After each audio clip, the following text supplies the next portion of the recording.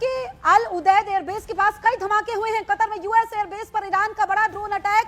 US airbase के पास धमाकों की आवाज सुनाई दी है। वॉर ब्रेकिंग आप तक पहुंचा रहे हैं। कतर के अल उदैद एयरबेस के पास कई धमाके हुए हैं। दरअसल कतर में यूएस एयरबेस पर ईरान ने बड़ा ड्रोन अटैक किया है। यूएस एयरबेस के पास धमाकों की कई आवाजें सुनाई दी है। तो यहाँ पर आप देखिए कि ईरान रुक नहीं रहा है, ईरान झुक नहीं रहा है। किस तरीके से अमेरिका को चोट पहुंचाने की कोशिश ईरान की जारी है।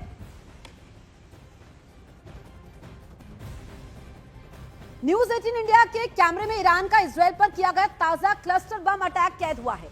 तेल अवीव में लगातार 14वें दिन भी सायरन बजते ही शहर में अफरा तफरी मच गई। लोग तेजी से अपने घर छोड़कर बॉम्ब शेल्टर की ओर भागते दिखे। इसी दौरान आसमान से गिरते क्लस्टर बम न्यूज 18 इंडिया के कैमरे में कैद हो गए। इस दौरान हमारे संवाददाता रिफत अब्दुल्ला ने क्लस्टर बम को जान जोखिम में डालकर अपने कैमरे में कैद किया। यहाँ पे अब शेल्टर ले रहे हैं। ये देख सकते हैं कि लोग बॉम्ब शेल्टर की तरफ आ रहे हैं, क्योंकि लगातार जो है अटैक्स किए जा रहे हैं, मिसाइल अटैक्स किए जा रहे हैं। और तो ये आप देख सकते हैं, ये क्लस्टर बम शायद है न्यूज 18 इंडिया के कैमरा में कैद हो रहा है। और काफी सारे छोटे छोटे बम जो है ये यहाँ पे देखने को मिल रहे हैं। तो दूसरी तरफ से लोग शेल्टर में भाग रहे हैं, देख सकते हैं आप। और एक साथ कई बम जो है वो बन गए एक बम के। तो उसका मतलब है कि जो क्लस्टर बम की बात की जा रही है, हो सकता है ये क्लस्टर बम हो, क्योंकि क्लस्टर बम जो है वो तकरीबन 80 बमों में तब्दील हो जाता है। तो यहाँ पे लगातार मिसाइल अटैक का सिलसिला जारी है। और हमने देखा कि अभी आसमान में एक मिसाइल जो है वो देखा हमने, और उसके बाद आप धमाके सुन सकते हैं। बहुत तेज आवाजें आ रही हैं धमाकों की। उसका मतलब है कि जो यहाँ पे हमने छोटे छोटे वो बम देखे, शायद अलग अलग जगहों पे वो फट रहे हैं। और हो सकता है कि वही क्लस्टर बम हो जिसका इस्तेमाल किया जा रहा है। उधर ईरान ने इराक के इरबिल पर भी हमले जारी रखे। बात हद से तब बढ़ गई जब इराक के इरबिल में हुए एक हमले में फ्रांस के एक सैनिक की मौत हो गई।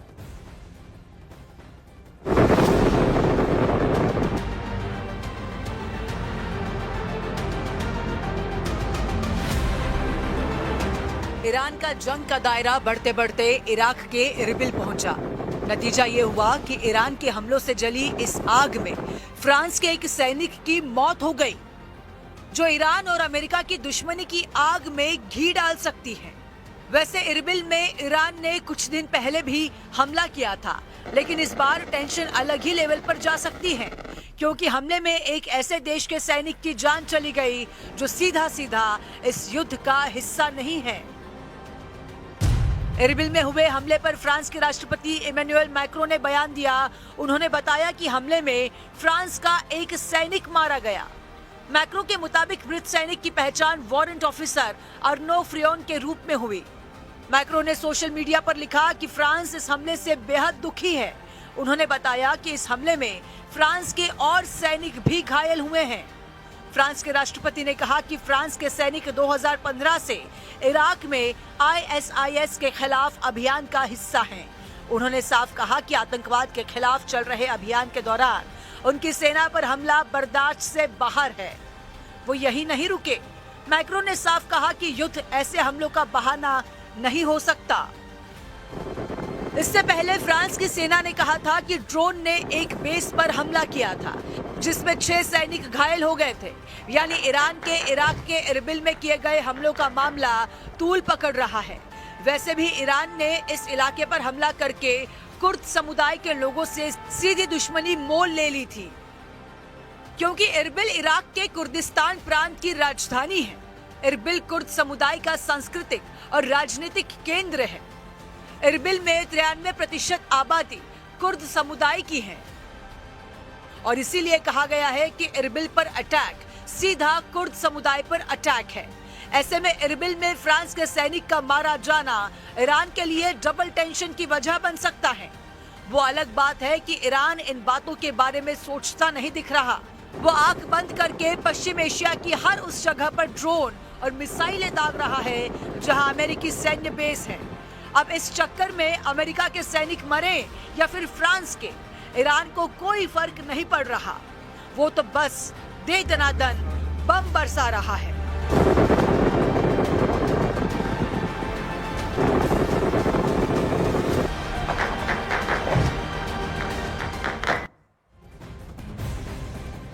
अब आपको बताते हैं कि आखिर अब तक ईरान दुनिया के सबसे पावरफुल इंसान ट्रंप के सामने इतने दिनों तक कैसे डटा रहा।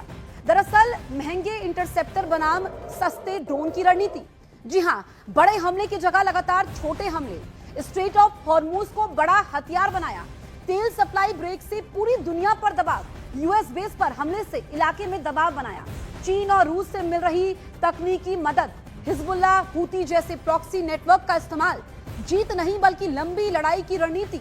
तो यहाँ पर ये फॉर्मूला रहा है और एक एक करके हमने आपको बताया कि क्या कदम यहाँ पर उठाए गए हैं। देखिए, महायुद्ध के 15वें दिन आज हम ईरान के उस राज से पर्दा उठाने जा रहे हैं जिसने अमेरिका और इजराइल के सैन्य अफसरों की नींद उड़ा दी है। एक ऐसी जासूसी शक्ति जिससे पेंटागन के जनरल से लेकर इजरायली कमांडरों की टेंशन बढ़ चुकी है। दरअसल अमेरिका ये सोचता है कि वो पश्चिम एशिया में चल रही जंग में अपने टॉप के बॉम्बरों, मिसाइलों और पनडुब्बियों से 20 है, लेकिन ईरान के 8 जासूसी ड्रोन ने अमेरिका की नाक में दम कर दिया है।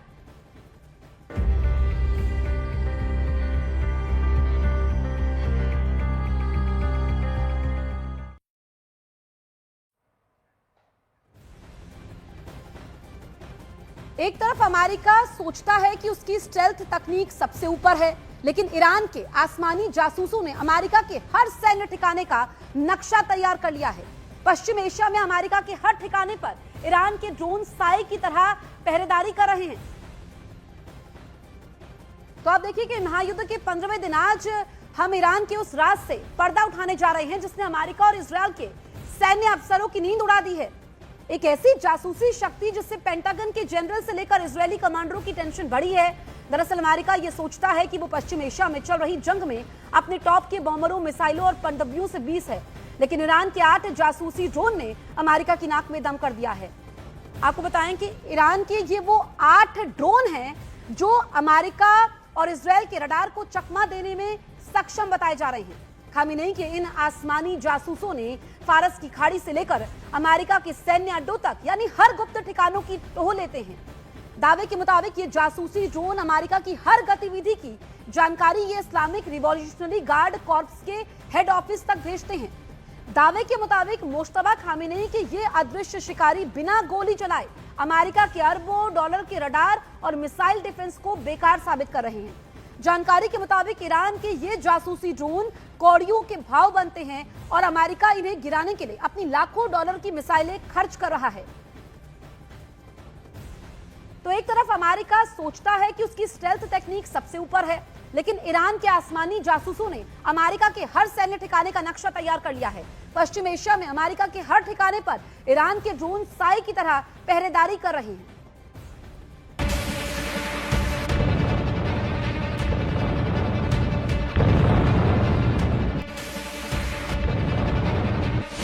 ईरान के 8 जासूस, अमेरिकी सेना बेहाल।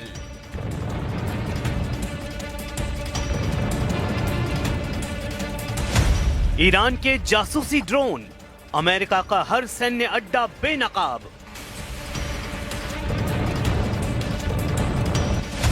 ईरान की जासूसी चाल, पेंटागन तेल अवीव में मची खलबली।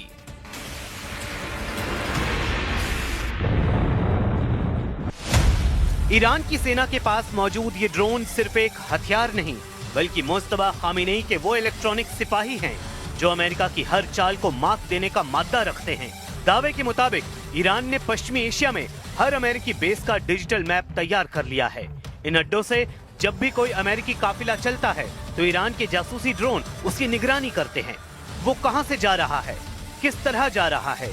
ईरान का अबाबील 3 ड्रोन अमेरिका के सैन्य काफिले की पल पल की रिपोर्ट IRGC के हेडक्वार्टर में पहुंचाता है। यही नहीं, दावे के मुताबिक जब भी कोई अमेरिकी जहाज समंदर में हिलता है तो ईरान का होमा उसका डेटा नीचे भेज चुका होता है। जंग में ईरान की रणनीति साफ है, पहले जासूसी से दुश्मन के हर प्लान को पता करना, फिर एक सटीक मिसाइल हमले में उसे खाक में मिला देना।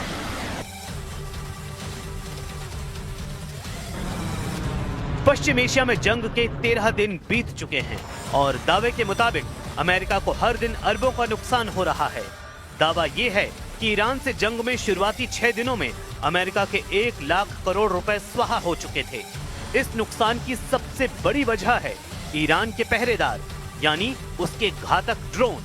हम आपको ईरान के इन जासूसी ड्रोन की खूबियां बताते हैं। इन्हीं खूबियों के चलते पेंटागन से लेकर तेल अवीव तक हड़कंप मचा हुआ है। ईरान का पहला आसमानी जासूस है मुहाजिर 4, जिसे तटीय पहरेदार कहा जाता है। इसकी खूबी है कई घंटों तक बिना रुके उड़ान भरना। दावा है ईरान ने इसे फारस की खाड़ी में अमेरिकी जंगी जहाजों की पल पल की लोकेशन ट्रैक करने के मिशन में लगाया है।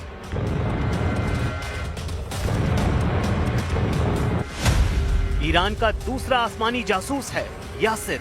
इसे अदृश्य शिकारी कहा जाता है। इस ड्रोन की खूबी है रडार की पकड़ से बाहर रहना और ये हाथ से लॉन्च होता है।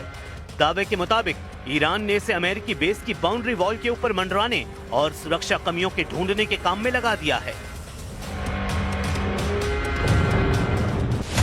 ईरान का तीसरा घातक ड्रोन है अबाबील 3। इसे ऊंचाई का बादशाह कहते हैं। इसकी खूबी है 7000 मीटर की ऊंचाई से पैनी नजर रखना। दावे के मुताबिक इसका मिशन है अमेरिकी सैन्य काफिलों को घंटों तक लॉक करना और उनका पीछा करना।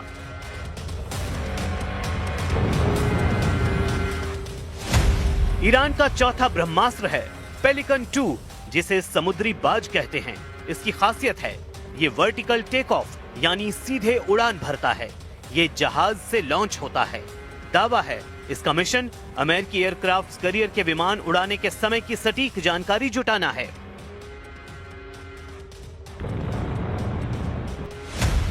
ईरान का पांचवा आसमानी जासूस है होमा, जिसे पाताल का परिंदा कहते हैं। इसकी खूबी ये है ये पनडुब्बी से लॉन्च होने वाला ड्रोन है। दावे के मुताबिक इसका मिशन है समंदर के नीचे से निकलकर दुश्मन की लोकेशन को सीधे टॉर्पीडो ट्यूब को भेजना है। ईरान का छठा आसमानी जासूस है कमान 12, जिसे पहाड़ों का पहरेदार कहते हैं। इसकी खूबी है छोटा, शांत और 100 किलोमीटर की रेंज। दावा है इसका मिशन है हर पहाड़ की चोटी को ईरान की निगरानी चौकी में बदल देना।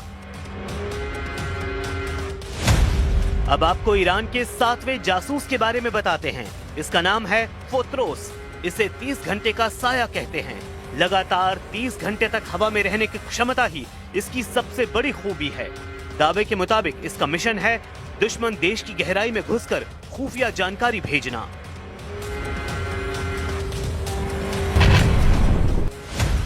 ईरान का 8वां ड्रोन है मुहाजिर 6, जिसे टारगेट मास्टर कहते हैं। ये इलेक्ट्रो ऑप्टिकल और सिग्नल इंटेलिजेंस से लैस है। दावा है कि ईरान ने इसे टारगेट को पहचानने और उसे खत्म करने में लगाया है।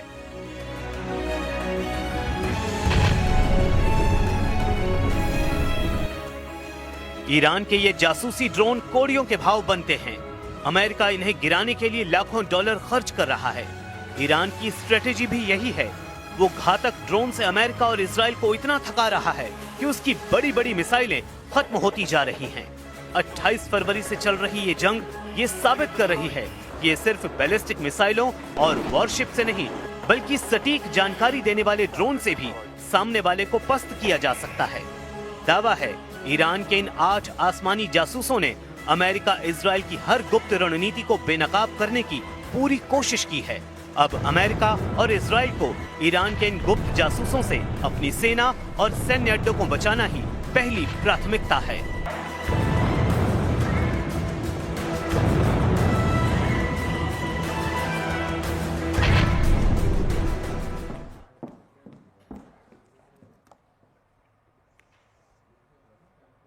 आखिर ईरान कैसे अमेरिका के सैन्य ठिकानों, उनकी वॉरशिप के एक्शन की पहरेदारी कर रहा है, हम आपको वॉर रूम ग्राफिक्स के जरिए आसान भाषा में समझाते हैं। ईरान का पहला आसमानी जासूस है मुहाजिर 4, जिसे तटीय पहरेदार कहा जाता है। इसकी खूबी है कई घंटों तक बिना रुके उड़ान भरना। दावा यह है कि ईरान ने इसे फारस की खाड़ी में अमेरिकी जंगी जहाजों की पल पल की लोकेशन ट्रैक करने के मिशन में लगाया है। ईरान का दूसरा आसमानी जासूस है यासिर। इसे अदृश्य शिकारी कहा जाता है। इस ड्रोन की खूबी है रडार की पकड़ से बाहर रहना और ये हाथ से लॉन्च होता है। दावे के मुताबिक ईरान ने इसे अमेरिकी बेस की बाउंड्री वॉल के ऊपर मंडराने और सुरक्षा की कमियों के ढूंढने के काम में लगा दिया है। ईरान का तीसरा घातक ड्रोन है अबाबील 3। इसे ऊंचाई का बादशाह कहते हैं। इसकी खूबी यह है कि 7000 मीटर की ऊंचाई से पैनी नजर रखना। दावे के मुताबिक इसका मिशन है अमेरिकी सैन्य काफिलों को घंटों तक लॉक करना और उनका पीछा करना। ईरान का चौथा ब्रह्मास्त्र है पेलिकन 2, जिसे समुद्री बाज कहते हैं। इसकी खासियत यह है कि यह वर्टिकल टेक ऑफ यानी सीधे उड़ान भरता है। यह जहाज से लॉन्च होता है। दावा यह है कि इसका मिशन अमेरिकी एयरक्राफ्ट कैरियर के विमान उड़ाने के समय की सटीक जानकारी जुटाना है। ईरान का पांचवा आसमानी जासूस है होमा, जिसे पाताल का परिंदा कहते हैं। इसकी खूबी यह है कि यह पनडुब्बी से लॉन्च होने वाला ड्रोन है। दावे के मुताबिक इसका मिशन है समंदर के नीचे से निकलकर दुश्मन की लोकेशन को सीधे टॉर्पीडो ट्यूब को भेजना। ईरान का छठा आसमानी जासूस है कमान 12, जिसे पहाड़ों का पहरेदार कहते हैं। इसकी खूबी है छोटा, शांत और 100 किलोमीटर की रेंज। दावा यह है कि इसका मिशन है हर पहाड़ की चोटी को ईरान की निगरानी चौकी में बदल देना। अब आपको ईरान के 7वें जासूस के बारे में हम बताते हैं। इसका नाम है फोत्रोस। इसे 30 घंटे का साया कहते हैं। लगातार 30 घंटे तक हवा में रहने की क्षमता ही इसकी सबसे बड़ी खूबी है। दावे के मुताबिक इसका मिशन है दुश्मन देश की गहराई में घुसकर खुफिया जानकारी भेजना। ईरान का 8वां ड्रोन है मोहाजेर 6, जिसे टारगेट मास्टर कहते हैं। ये इलेक्ट्रो ऑप्टिकल और सिग्नल्स इंटेलिजेंस से लैस है। दावा यह है कि ईरान ने इसे टारगेट को पहचानने और उसे खत्म करने में लगाया है।